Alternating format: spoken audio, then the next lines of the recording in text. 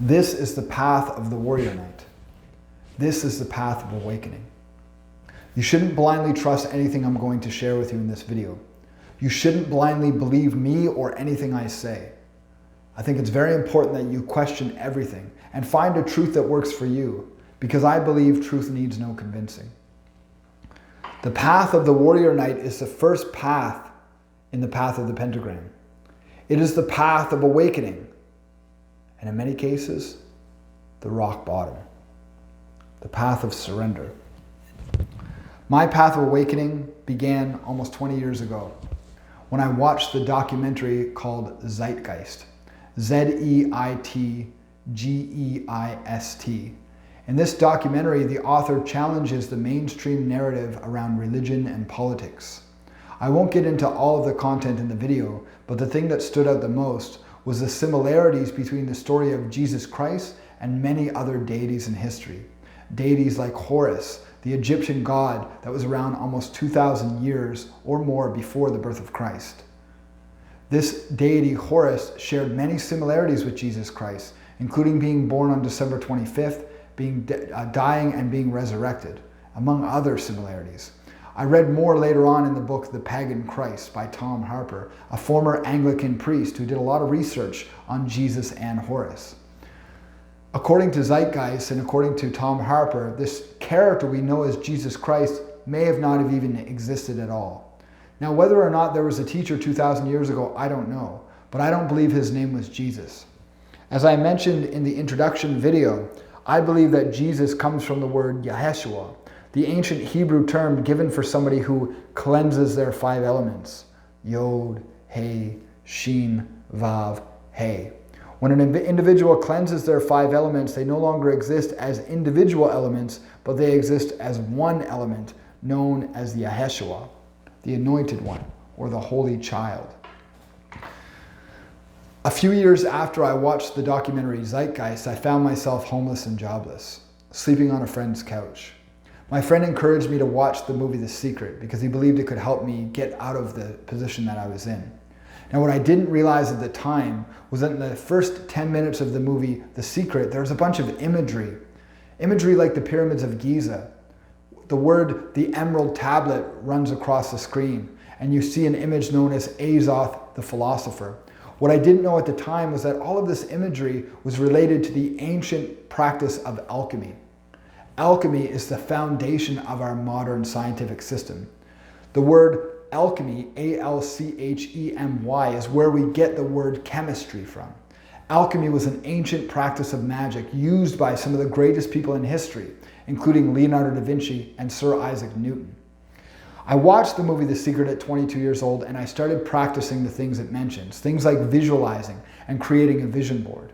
Within a year after watching the movie The Secret, I became a professional mixed martial arts fighter. I've been training martial arts for 10 years, but I couldn't seem to get anywhere with it. After watching The Secret, only a year later, I was able to make this dream become a reality. I fought my first fight and won by 1 point.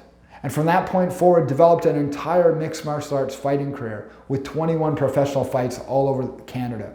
I fought for world championships and I fought on pay-per-view television. At the peak of my fight career, I hit another rock bottom.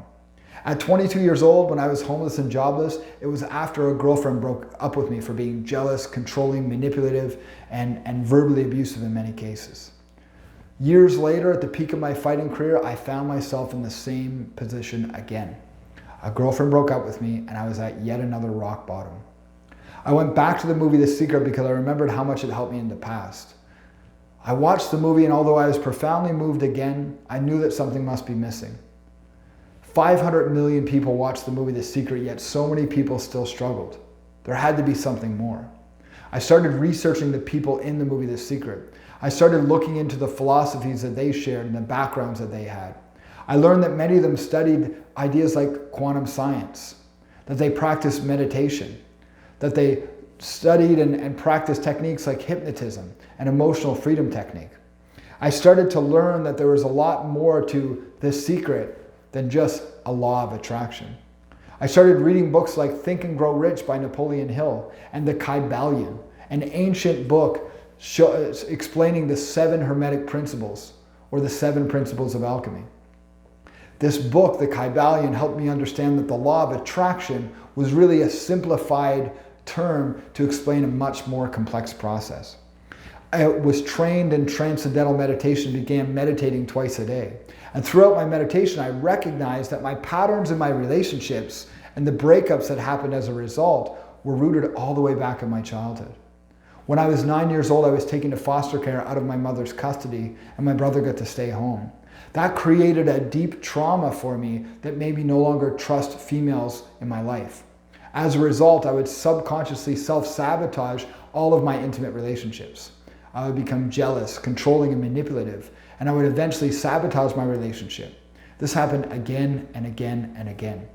And when I had this rock bottom back in 2012, I started meditating and I recognized that these patterns were affecting my life. As I studied more about quantum science and more about how our thoughts, our words, and our energy affect our reality, I started learning more about how my past was affecting my present moment. I eventually wrote a book called The Elements, all about how we create our reality with our mind. I opened a wellness center called Elevated Wellness Center, where I offered practices like meditation, nutrition, personal training, Reiki, massage, and much more that helped me along in my path. During my time at Elevated Wellness Center, a shaman came into my life, and he said, "I'm here to help you." He initiated me into using plant medicines to activate higher aspects of my own consciousness. Plant medicines like dimethyltryptamine, which helped me connect to the truth that I am the creator of my experience. Months later, in October 2015, a man came into my life and he asked me if I'd ever experienced esoteric magic. Now, I didn't know much about magic at the time, and what I did know I thought was reference to black magic and negative aspects of magic that were meant to hurt people. I thought that this sign, the pentagram, was a sign of evil. But what this teacher helped me recognize is that the pentagram with 1 point up represents unity, oneness, harmony, and love. With 2 points up, it represents duality, separation and suffering, disconnection and fear. I was initiated into this esoteric practice of magic. An initiation ceremony is an ancient ceremony, an oral tradition passed from one initiate to another. It's an electrical transference of information that activates our magical gifts and our psychic abilities. It amplifies our healing process, and from that point forward, I experienced more healing in the last 5 years since that initiation than I had in the 30 years before. My healing process was amplified so greatly that I started to recognize all of the patterns in my life that were causing me pain. I learned that God, our Creator, is not just a father, but a father and a mother, a masculine and a feminine, the light and the darkness, and that the darkness in our lives, the pain and the suffering that we experience, that's the lessons we've created for ourselves so that we can align with our purpose. I started to learn the significance of the pentagram. I started to experience communication with both the masculine and the feminine aspects of creation. The path of the warrior knight, the path of awakening, is the first path along the path of the pentagram. It is the surrendering to a higher power. I can't even count how many times in my awakening I was down on my hands and knees, begging and praying for whatever or whoever would answer. The path of awakening is the surrender to a higher power. In other systems like Alcoholics Anonymous, it's the first step, surrendering to a higher power and allowing that higher power to live through us. The path of the warrior knight is the development of faith and courage. The courage to look at our pain and our suffering. The courage to look at the ways that we're creating pain and suffering in our lives. And it's the courage to have faith in something that we can't understand. Something that the intellectual mind simply cannot grasp. It's often the path that begins after a great rock bottom. I had the insight once that darkness is the womb in which the light is born. Darkness is the womb in which the light is born. My brother once shared the quote with me, "Sometimes God lets you hit rock bottom so that you know that God is the rock at the bottom." The path of the warrior knight, the path of the awakening, was my rock bottom, and the slow ascent and rise from there. The discipline we develop in the path of the warrior knight is the discipline of courage. It's working with the archetype, the teacher, the element known as the element fire. In the Hebrew traditions, they personify the element fire because they recognize that it is an intelligent being, and they call it Archangel Michael. And I call it the warrior knight. It's working with the element fire, the plasma, the electricity in nature. And it's working with our spiritual body.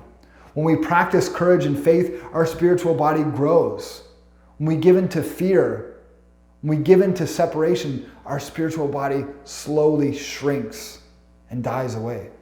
We must practice faith and courage for our spiritual body to grow. We must take action on what we know to be true in our lives, to take action on our purpose for our spiritual body to grow strong, for us to develop a stronger connection to our faith and to a higher power. In the path of the warrior knight, we are developing the courage to surrender to the divine will and allow it to live through us and for us in our lives. The path of the warrior knight is the first path in the path of the pentagram. Now, as I mentioned in the first video, these paths, although they will be learning them linear in this series, they happen simultaneously. The path of awakening is the path that happens throughout the whole process. It's the path that continues to expand as we expand our consciousness. The path of the warrior knight is the development of our faith and our courage. As I mentioned in the first video, there are a set of practices and challenges that come along with the path of the warrior knight. I share these with initiates. Again, at the end of this series, you'll have the opportunity to apply for initiation. Initiation can come in three ways. One, you can find your own initiator. As the old saying goes, the teacher comes when the student is ready, and seek and you will find. You don't have to be initiated by me. There are others in the world that can initiate you. But if you're struggling to find an initiator, I wasn't able to find one, the initiator found me, then you can be initiated by me. And there are two options. One is by MP3 and one is by a private ceremony. You'll learn more about that at the end of this series. The practices and the challenges that come along with the path of the warrior knight or the path of awakening are not to be taken lightly. They're very, very powerful challenges that will change your life forever. Thank you for watching the path of the warrior knight. Please join me in the next video as I share the path of the wisdom keeper, the path of awareness, the ascent that we take after we begin to climb from our rock bottom. I'll see you in the next video. Thank you.